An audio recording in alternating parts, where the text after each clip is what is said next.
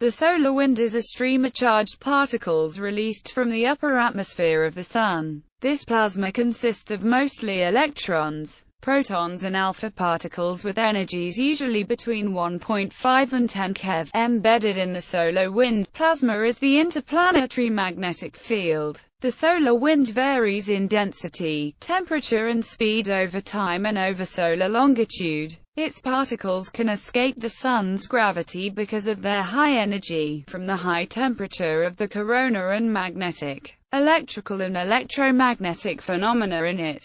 The solar winds flow outward supersonically at varying speeds depending on their origin, reaching up to around 1 million miles per hour, better source needed, to great distances, filling a region known as the heliosphere, an enormous bubble-like volume surrounded by the interstellar medium. Other related phenomena include the aurora, the plasma tails of comets that always point away from the Sun, and geomagnetic storms that can change the direction of magnetic field lines and create strong currents in power grids on Earth. History. The existence of a continuous stream of particles flowing outward from the Sun was first suggested by British astronomer Richard C. Carrington. In 1859, Carrington and Richard Hodgson independently made the first observation of what would later be called the solar flare. This is a sudden outburst of energy from the Sun's atmosphere. On the following day, a geomagnetic storm was observed and Carrington suspected that there might be a connection. George Fitzgerald later suggested that matter was being regularly accelerated away from the Sun and was reaching the Earth after several days. In 1910, British astrophysicist Arthur Eddington essentially suggested the existence of the solar wind, without naming it, in a footnote to an article on Comet Morehouse. The idea never fully caught on, even though Eddington had also made a similar suggestion at a Royal Institution address the previous year. The first person to suggest that they were both was Christian Birkeland. His geomagnetic surveys showed that auroral activity was nearly uninterrupted, as these displays and other geomagnetic activity were being produced by particles from the Sun. He concluded that the Earth was being continually bombarded by rays of electric corpuscles emitted by the Sun. In 1916, Birkeland proposed that, from a physical point of view, it is most probable that solar rays are neither exclusively negative nor positive rays, but are both kinds. In other words, the solar wind consists of both negative electrons and positive ions. 3 years later, in 1919, Frederick Lindemann also suggested that particles of both polarities, protons as well as electrons, come from the Sun. Around the 1930s, scientists had determined that the temperature of the solar corona must be 1,000,000 degrees Celsius because of the way it stood out into space. Later spectroscopic work confirmed this extraordinary temperature. In the mid-1950s, Sidney Chapman calculated the properties of a gas at such a temperature and determined it was such a superb conductor of heat that it must extend way out into space, beyond the orbit of Earth. Also in the 1950s, Ludwig Biermann became interested in the fact that no matter whether a comet is headed towards or away from the Sun, its tail always points away from the Sun.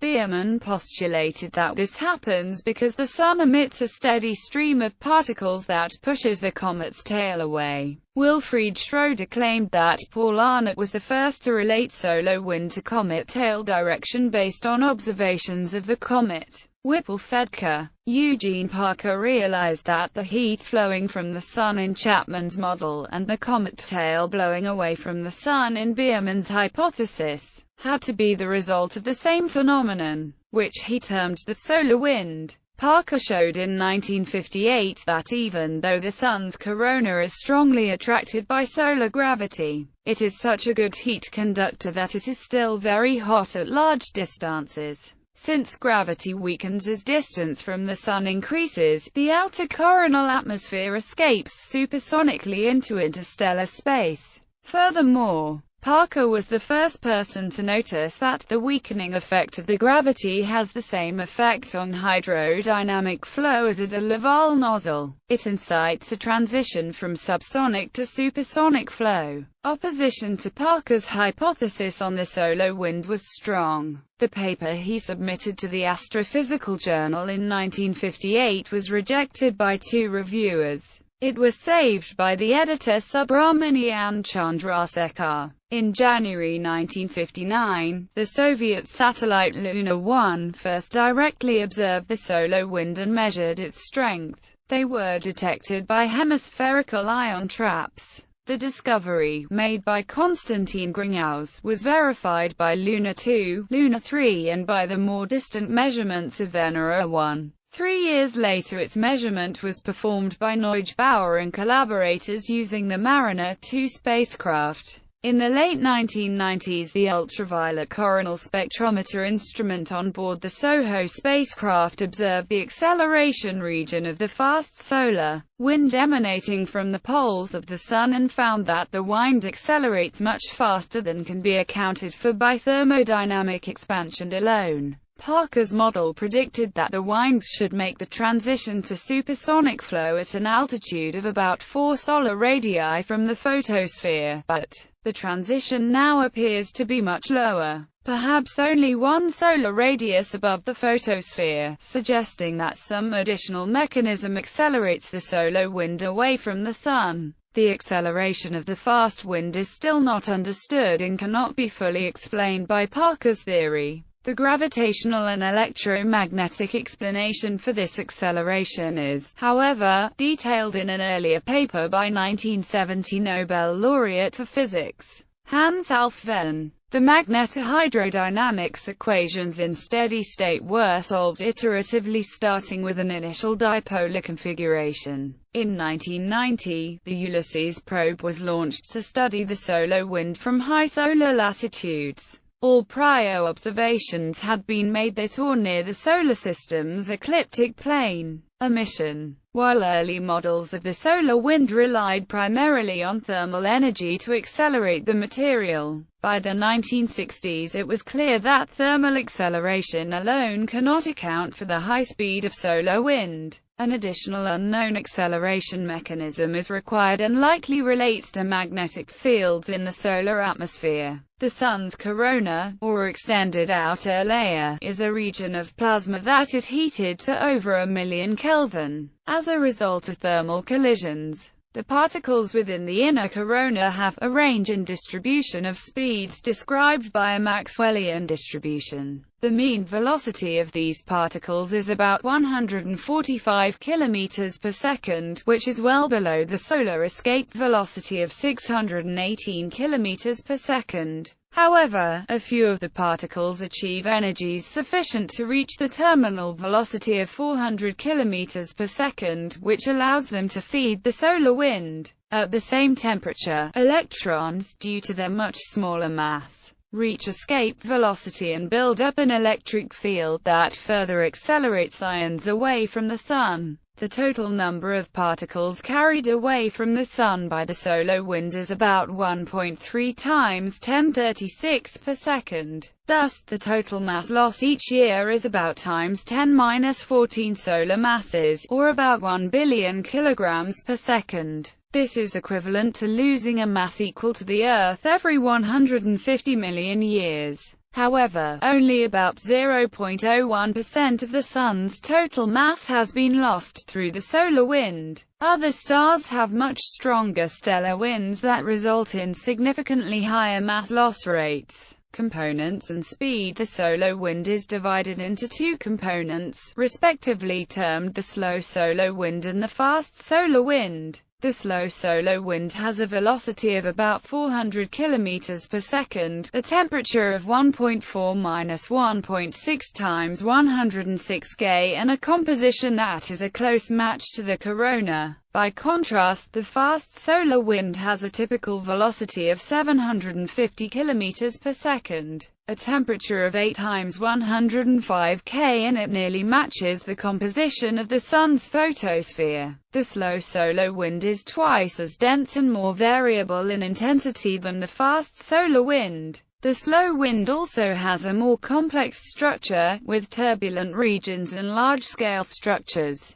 The slow solar wind appears to originate from a region around the Sun's equatorial belt that is known as the streamer belt. Coronal streamers extend outward from this region, carrying plasma from the interior along closed magnetic loops. Observations of the Sun between 1996 and 2001 showed that emission of the slow solar wind occurred between latitudes of 30 to 35 degrees around the equator, during the solar minimum, then expanded toward the poles as the minimum waned. By the time of the solar maximum, the poles were also emitting a slow solar wind. The fast solar wind is thought to originate from coronal holes, which are funnel-like regions of open field lines in the Sun's magnetic field. Such open lines are particularly prevalent around the Sun's magnetic poles. The plasma source is small magnetic fields created by convection cells in the solar atmosphere. These fields confine the plasma and transport it into the narrow necks of the coronal funnels, which are located only 20,000 kilometers above the photosphere. The plasma is released into the funnel when these magnetic field lines reconnect. Solar wind pressure. The wind exerts a pressure at 1 astronomical unit, typically in the range of 1 to 6 nanopascals, although it can readily vary outside that range. The dynamic pressure is a function of wind speed and density. The formula is P equals 1.6726 times 10⁻⁶ n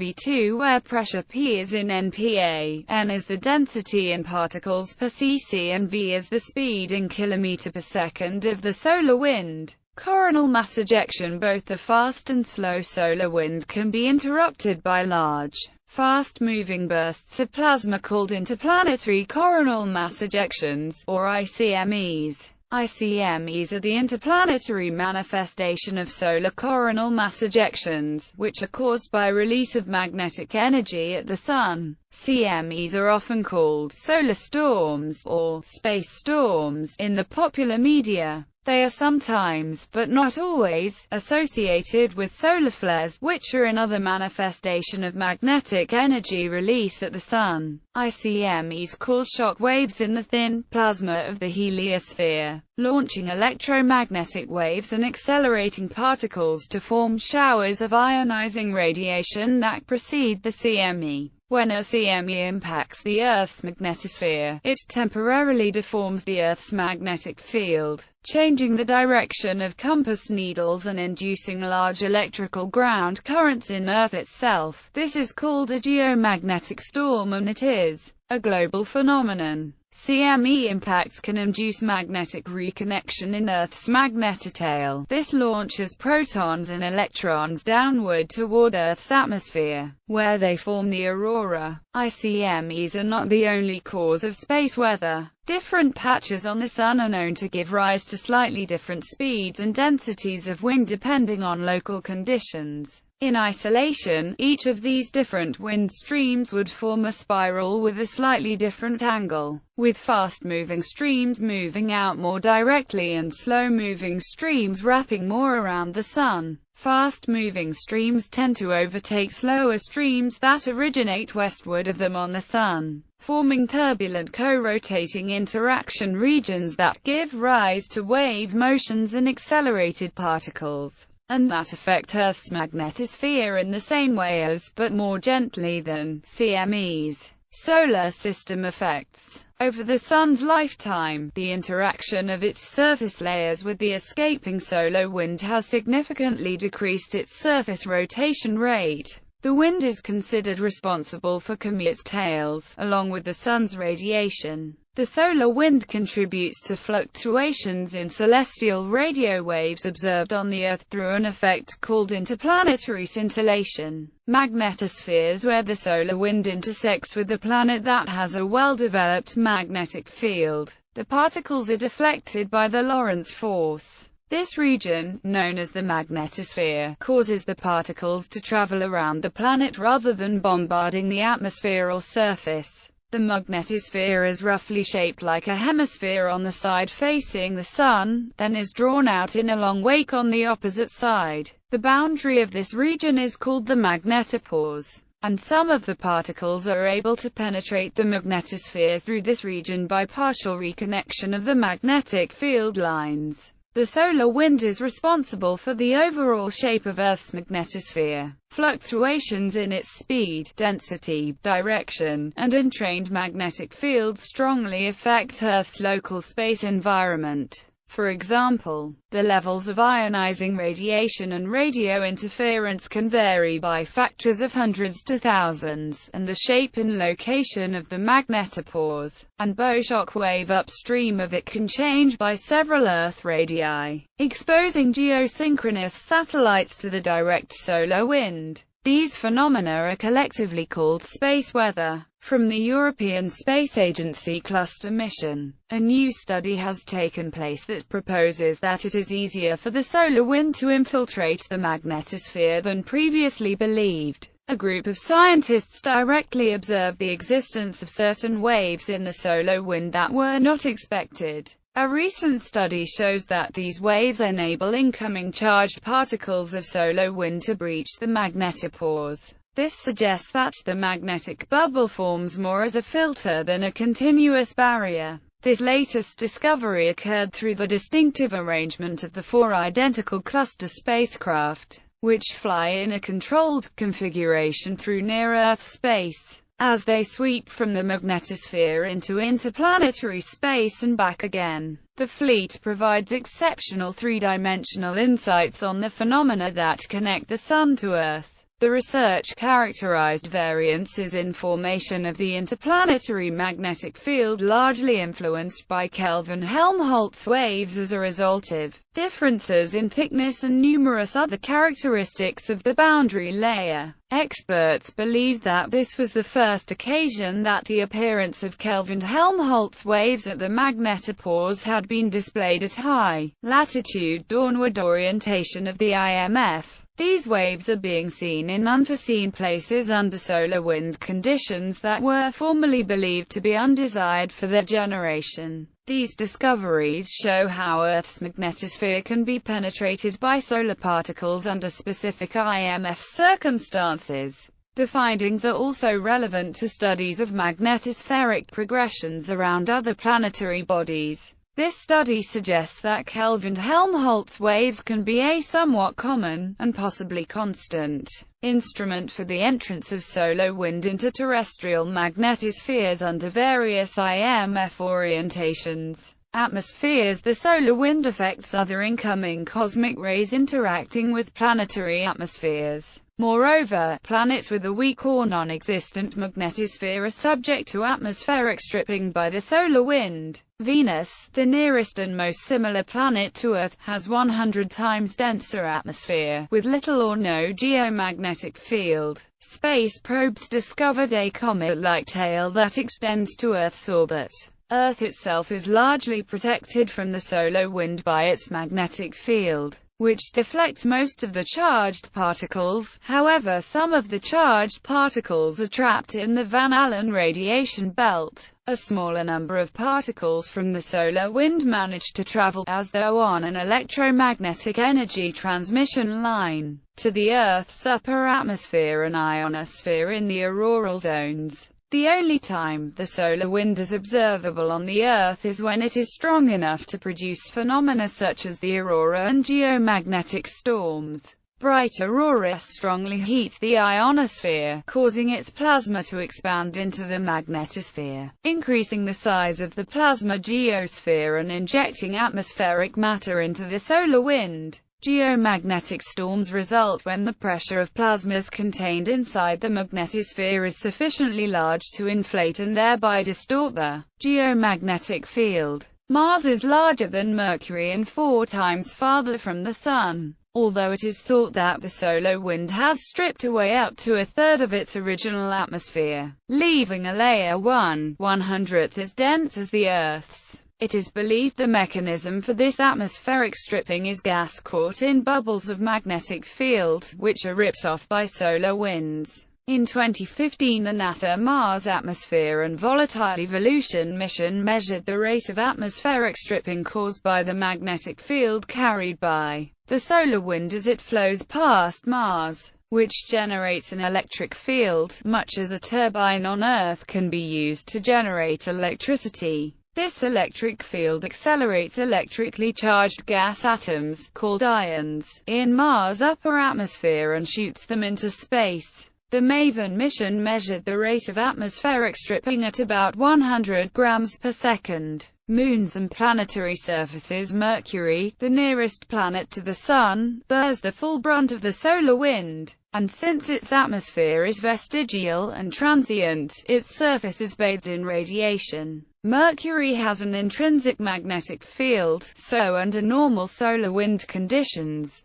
the solar wind cannot penetrate its magnetosphere and particles only reach the surface in the cusp regions. During coronal mass ejections, however, the magnetopores may get pressed into the surface of the planet, and under these conditions, the solar wind may interact freely with the planetary surface. The Earth's moon has no atmosphere or intrinsic magnetic field, and consequently its surface is bombarded with the full solar wind. The Project Apollo missions deployed passive aluminum collectors in an attempt to sample the solar wind, and lunar soil returned for study confirmed that the lunar regolith is enriched in atomic nuclei deposited from the solar wind. These elements may prove useful resources for lunar colonies. Outer limits. The solar wind blows a bubble in the interstellar medium. The point where the solar wind's strength is no longer great enough to push back the interstellar medium is known as the heliopause and is often considered to be the outer border of the solar system.